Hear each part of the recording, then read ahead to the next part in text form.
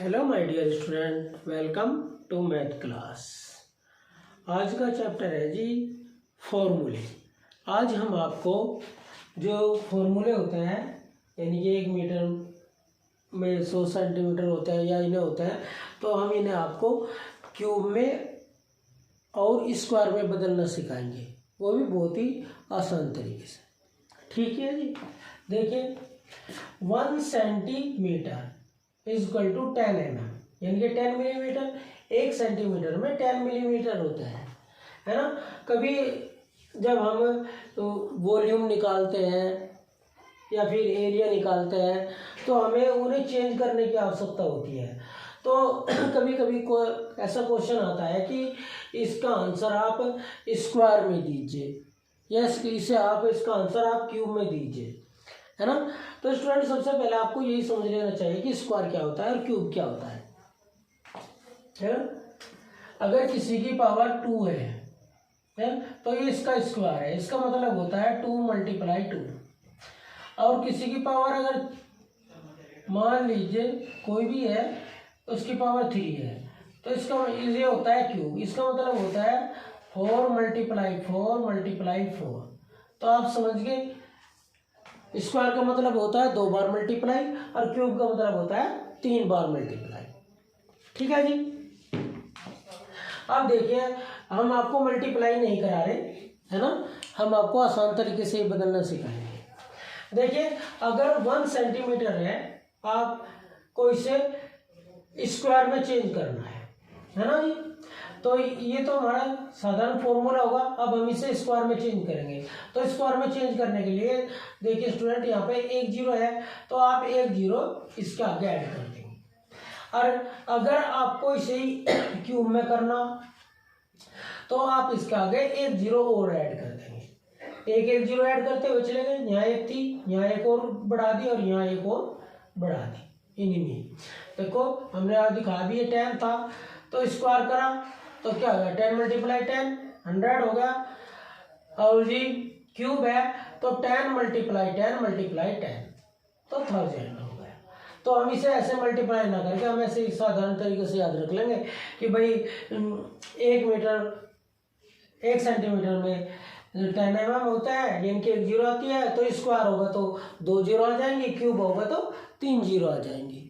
ठीक है ना, क्योंकि स्क्वायर में 2 बार मल्टीप्लाई हो, क्यूब में 3 बार हो, तो 3 0 आ जाएंगी। ठीक है जी। तो ये तो हो गया हमारा मीटर और मिलीमीटर, सेंटीमीटर और मिलीमीटर का जी। अब दूसरा वाला देख लीजिए। अगर आपके पास फॉर्मूला है 1 metre is equal to 100 centimetre, तो इसे आपको स्क्वायर में चेंज करना। तो देखिए इसमें यहाँ 2 0 है, तो अगर स्क्वायर करेंगे तो 2 0 और ऐड हो जाती है। तो 1 स्क्वायर मीटर में 2 0 हमने और ऐड कर दी, है ना। तो स्क्वायर यानी कि 100 × 100 यानी कि 10,000 हो जाएगा ये, है ना। 1 स्क्वायर मीटर में 10,000 सेंटीमीटर होंगे। ठीक है जी। अब अगर हम इसका क्यूब करें, तो हम इसका क्यूब कैसे करेंगे, देखो 2 0 यहाँ थी और 2 0 हमने यहाँ ऐड कर दी और 2 0 हम इसमें ऐड कर देंगे। ठीक है, ऐसा आप लिख के देख सकते हैं, 1 सेकंड लगती है लिखने में, है ना। पहले आप पहला फॉर्मूला लिख लेंगे, फिर दूसरा लिख लेंगे, फिर तीसरा लिख लेंगे। आपको पता है, अपने दिमाग में सोच लीजिए भाई, पहले में 2 0 थी तो स्क्वायर में डबल 2 0 और ऐड हो जाएंगे और क्यूब में 2 0 और ऐड हो जाती है ना। तो 2 0 ऐड होती हुई चली गई, है ना।